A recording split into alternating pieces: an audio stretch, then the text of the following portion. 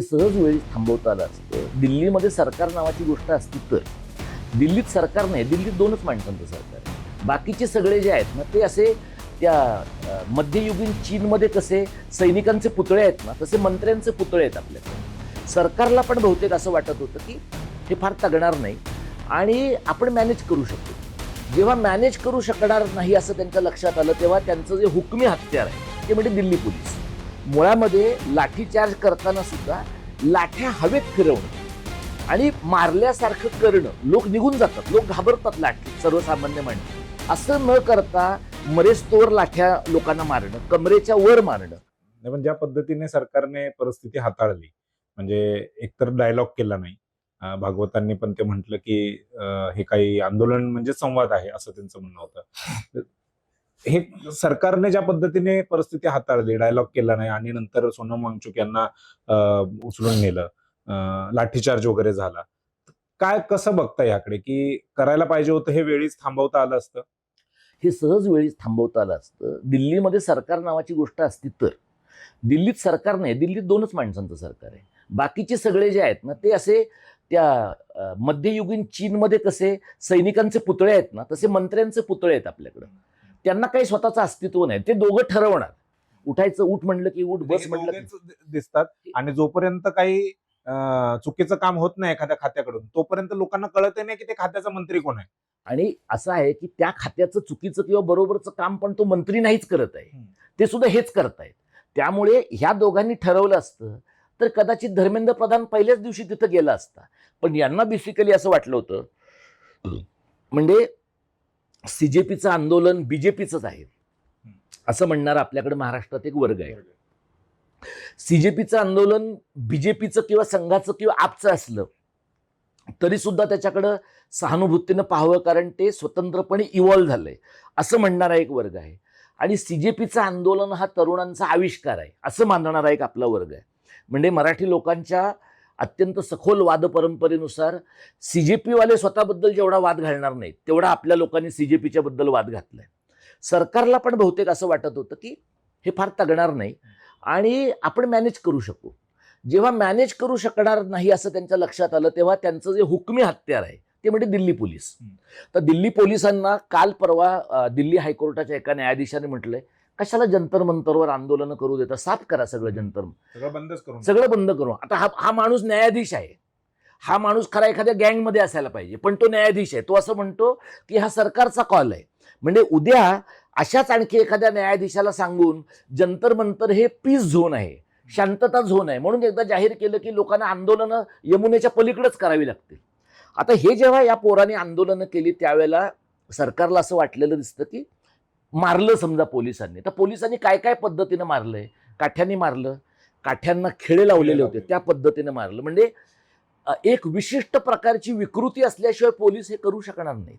म्हणजे मुळामध्ये लाठीचार्ज करताना सुद्धा लाठ्या हवेत फिरवणं आणि मारल्यासारखं करणं. लोक निघून जातात, लोक घाबरतात लाठी, सर्वसामान्य माणसं. असं न करता मरेस्तोवर लाठ्या लोकांना मारणं, कमरेच्या वर मारणं. आणि राहुल गांधीच्या बरोबर ज्या 4 मुली परवा प्रेसला आल्या त्यातल्या एका मुलीनं सांगितलं की पोलिसांनी मारहाण केल्यानंतर तिच्या पार्श्वभागामध्ये काठी घुसवली. हे दिसतंय व्हिडिओत. म्हणजे काही ह्याच्यामध्ये फॅब्रिकेटेड इमेज आहे असं काही नाही. म्हणजे आणि तो पुरुष आहे, ही मुलगी आहे. म्हणजे काय प्रकारची सडलेली मानसिकता पोलिसांची असू शकेल की मारून पुरेसा आनंद नाही झालाय. म्हणजे या प्रकारच्या विनयभंगाशी सदृश कृती केल्यानंतर ज्या पोलिसाला आदेश मिळतो, ज्या पोलिसाला आनंद मिळतो आहे असे लोक होते. दुसरी जी एक बाई आहे बघ तिथे, ती रॅपिड ॲक्शन फोर्सवाली, जिच्या इंस्टाग्राम हँडलवर तिने असं लिहिलं होतं की ही सगळी झुरळं आम्ही नेस्तनाबूत करणार आहोत. आणि ती अशी विनोदी बाई आहे की आंदोलन झाल्या झाल्या तिचा हात असा बांधलेला होता की मुलांनी मारहाण केली म्हणून. 8 दिवसानंतर ती हात मोकळा करून नाचते. म्हणजे हे काय प्रकारचं फ्रॅक्चर आहे की 8 दिवसानंतर एकदम गोविंदासारखा तुमचा हात होतोय. तर हे जे आहे ना हे त्याने करून पाहिलं. पोलिसांनी पण काय म्हटलं की आम्हाला खूप दगडफेक झाली. मुलांना मारहाण झाल्याचे व्हिडिओ आहेत, पोलिसांना मारहाण झाल्याचे काय व्हिडिओ आहेत मला तू सांग. आणि पोलिसांनी दगडाचा ट्रक आणून ठेवला, अगोदर तिथे आणून ठेवलेला आहे दगडाचा. मला तू सांग कुठल्या आंदोलनामध्ये दगडाचा ट्रक हा बॅकअप असतो? दगडाचा ट्रक तुम्ही आणला आणि पोलीस दगड मारताना दिसतायत, पोलीस दगड मारताना दिसतायत, रॅपिड ऍक्शनवाले दगड मारताना दिसतायत. म्हणजे तुम्ही सूचना दिलेल्या आहेत की तुम्ही पोरांना सोडायचं नाहीये आणि तुम्हाला लोकांच्या भीतीचा वापर करायचा आहे. यांच्या दुर्दैवानं काय झालं की पहिल्या दिवशी मुलं घाबरली, मुलं पळून पण गेली, त्यांना त्रास पण झाला, हॉस्पिटलाइज झाली सगळी मुलं, अनेक मुलं हॉस्पिटलाइज झाली. त्याचा परिणाम म्हणून दुसऱ्या दिवशी जास्त मुलं आली. म्हणजे आणि त्या दिवसात मीम्सचं प्रमाण कधी वाढलंय, ते जनरल कायर हे त्यातलं सगळ्यात महत्वाचं मीम आहे. म्हणजे जनरल डायरच्या बरोबर देशाच्या पंतप्रधानाची तुलना होते. एवढ्या एकाच कारणासाठी देशाच्या पंतप्रधानानं राजीनामा दिला पाहिजे. तुम्हाला लोक जनरल डायर न म्हणता जनरल कायर म्हणतात, याची तुम्हाला अजिबात लाज वाटत नाही. हे सगळं ज्या वेळेला ह्या लोकांनी केलं त्यावेळेला रात्री पोरांनी काय केलंय, दिल्ली पोलिसांचं टाळ्या वाजवून स्वागत केलेलं आहे की घरी जाऊन तुमच्या मुलांना सांगा की आज आम्ही तरुण मुलांना मारलं. दुसऱ्या दिवशी पुष्पगुच्छ दिले. इथं मुंबईमध्ये त्या रिया अहिर नावाच्या मुलीने गाडीच्या समोर हात ठेवला. आता मुंबईच्या पोलिसांचं कौतुक यासाठी केलं पाहिजे की या मुलीवरून गाडी नेता येऊ शकते, ही बुद्धी त्यांनी दाखवली नाही, हे त्यांनी केलं नाही. बिहारमधल्या पोरांनी विचारलं की टियर गॅस की व्यवस्था नाही की आहे, आणि त्यांनी ते बॅरिकेड नाचवत नेलं. ते रशी होती तिचं टग ऑफ वॉर केलं. म्हणजे पोरांनी या सगळ्याचं विनोदात ऍब्सर्डिटी मध्ये रूपांतर कधी केलंय, जेव्हा त्यांना लक्षात आलं की मारण्याच्या क्षमतेमध्ये आपण पोलिसांना पुरेसं नाही पडू शकत.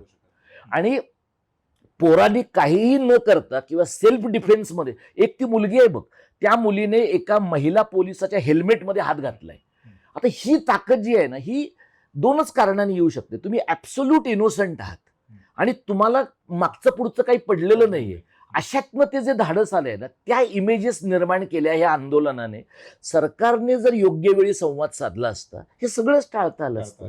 म्हणजे पंतप्रधानांना तिथं जाऊन किंवा शिक्षण मंत्र्याला तिथं जाऊन, मला मुळात तू सांग, JP नड्डा सारखा एक अत्यंत बोगस माणूस जो स्वतःचं खातं नाही नीट सांभाळू शकत, त्या माणसाकडे तुम्ही चर्चेची जबाबदारी दिली.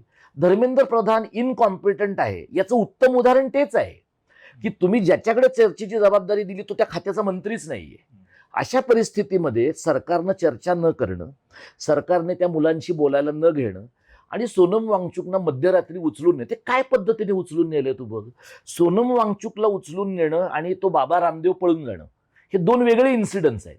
बाबा रामदेव तिथं सलवार घालून पळून गेलेला आहे, याला इथं त्या झोळण्यात घालून उचलून नेलाय. याचं कारण काय आहे की तुम्हाला तो माणूस मरू नये असं वाटतं आणि मेला तरी आपल्या देखरेखीखाली मरावं असं वाटतं. मैदानामध्ये तो मेला तर जास्त प्रॉब्लेम होईल अशी भीती वाटते. आणि दुसरं यांनी काय केलं, दिपके आणि त्याच्याबरोबरची मुलं आणि सोनम वांगचुक यांना पूर्ण वेगळं करण्याचा सरकारने प्रयत्न केला. त्याचाही परिणाम झाला नाही. त्याचा परिणाम झाला नाही कारण दिपके हा त्या आंदोलनाचा एक केंद्रबिंदू आहे, नेहा बोरा आणि बाकीच्या डाव्या चळवळीतल्या मुली हा दुसरा केंद्रबिंदू आहे आणि सोनम वांगचुक हा तिसरा केंद्रबिंदू आहे. आणि बाहेरचा चौथा केंद्रबिंदू हा राहुल गांधी आणि त्याचं आंदोलन हे आहे. त्यामुळे कोणाशी कसं डील करावं हे ह्यांना कळलं नाही. आणि हे मारहाण तरुण पोरांना होण्याच्या अगोदर संसदेत चर्चा केली असती तर कदाचित आंदोलन संपवण्यासाठी विरोधी पक्षांना पण यावं लागलं असतं. पण विरोधी पक्षाशी बोलणं हे ह्यांना कमीपणाचं वाटतं, तरुण मुलांशी बोलणं अपमानास्पद वाटतं, फक्त गोळ्या घालणं, पेलेट गन वापरणं हे यांना स्वाभिमानाचं आणि ताकदीचं लक्षण वाटतं. म्हणजे यांनी स्वतःच्या अहंकारामुळे हे आंदोलन आवाक्याबाहेर नेलं आणि आवाक्याबाहेर नेल्यानंतर यांच्यातल्या अंकल आंटी मंडळींनी काय सुरू केलं, तिकडे आझादीचे नारे लागतायत, हे सगळे अँटी नॅशनल आहेत, धर्मविरोधी आहेत, चायनाचे एजंट आहेत. चायनाचे एजंट आहेत म्हटल्यानंतरचा एक छोटा व्हिडिओ आलाय बघ, कोल्हापूरच्या पोरांचा व्हिडिओ आहे. तर त्याने शी जिनपिंगला फोन केलाय की आम्हाला असं कळलंय की तुम्ही आमच्या आंदोलनाला पैसे देताय, तर मी इथं 3 चहा घेतलेत, QR कोड पाठवतो, माझ्या चहाचे पैसे द्या. आता हे जे आहे ना, हे तुम्हाला म्हणजे तुमच्या अब्रूचं खोबरं करणारच आहे. म्हणजे तुम्ही चायनाचे एजंट आहेत, पाकिस्तानचे एजंट आहेत.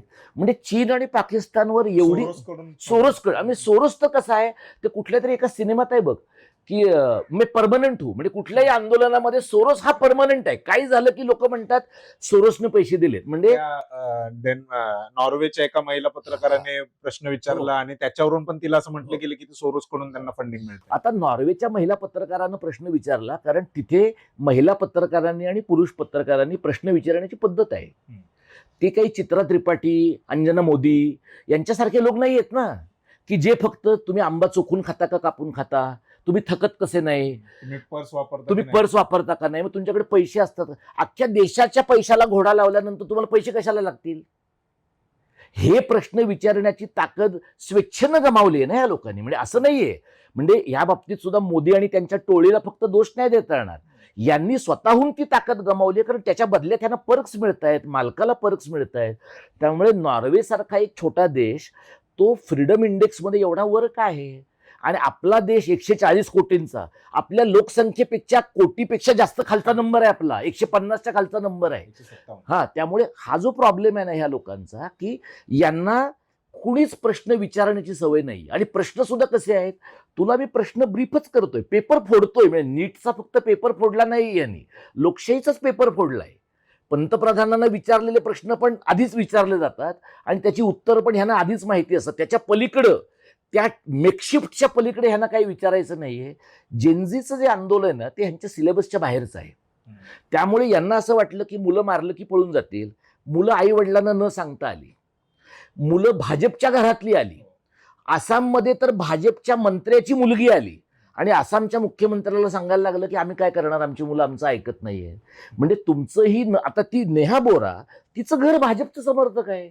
आणि ती असं म्हणाली परवा एका मुलाखतीमध्ये की ती जेव्हा 20 दिवस आंदोलनाला झाले त्यावेळेला तिची आई तिला भेटायला आली, तेव्हा तिनं पाहिलं की ज्यांना ती अँटी नॅशनल म्हणते, ज्यांना ती समाजद्रोही म्हणते, तीच पोरं हिची काळजी घेत आहेत. आता भाजपच्या लोकांना असा साक्षात्कार होण्यासाठी सुद्धा त्यांच्या मुलांचा जीव जाण्या इतपत परिस्थिती निर्माण व्हावी लागते.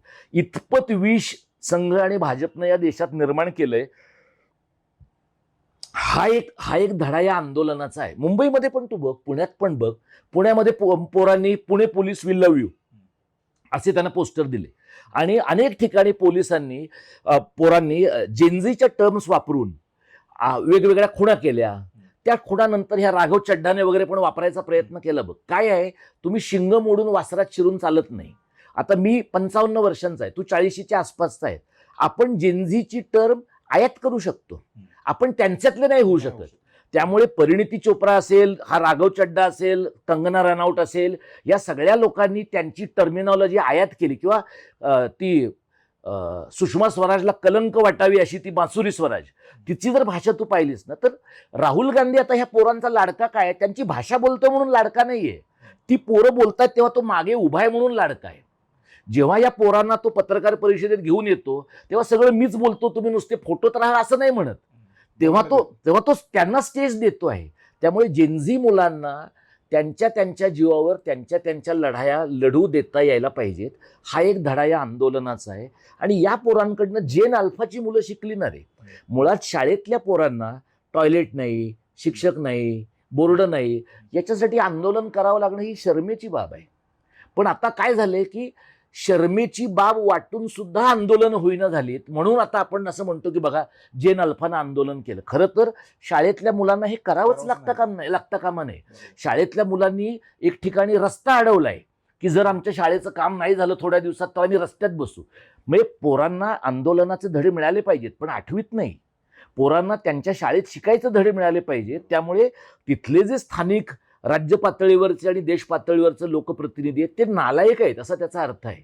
म्हणजे जेन अल्फाला ती ऍक्टिव्ह आहेत किंवा प्रोएक्टिव्ह आहेत, पण त्यांना आपण अगदी आगाऊ ऍक्टिव्ह करण्याची गरज नाही. त्यांचं त्यांनी शिकलं पाहिजे, त्यांना बराच समाज देणं ही आपली जबाबदारी आहे. इव्हन जेनझीचं सुद्धा मी खूप लोकांना असं म्हटलं की ठीक आहे, पोरांनी आंदोलन केलं, दिल्लीत केलं, मुंबईत केलं, देशाच्या इतर भागात केलं, आता त्यांना शिकायचं वातावरण दिलं पाहिजे.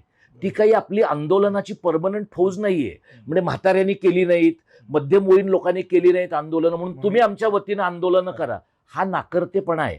त्यांनी आंदोलनं केली, आपण त्यांना एक यश पाहिजे होतं ते मिळवलं. एका अर्थाने टेम्पलेट निर्माण करून दिलंय आपल्याला की असं करता येणं शक्य आहे.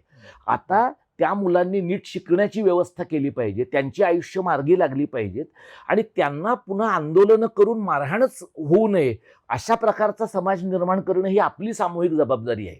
त्यामुळे हे सुद्धा मला वाटतं की जी 50च्या 70च्या दरम्यानचे सगळे लेफ्ट लिबरल पण आजी आजोबा आहेत ना, त्यांना पण मला आणि असं सुचवावं असं वाटतं की सगळं पोरांवर ढकलू नका.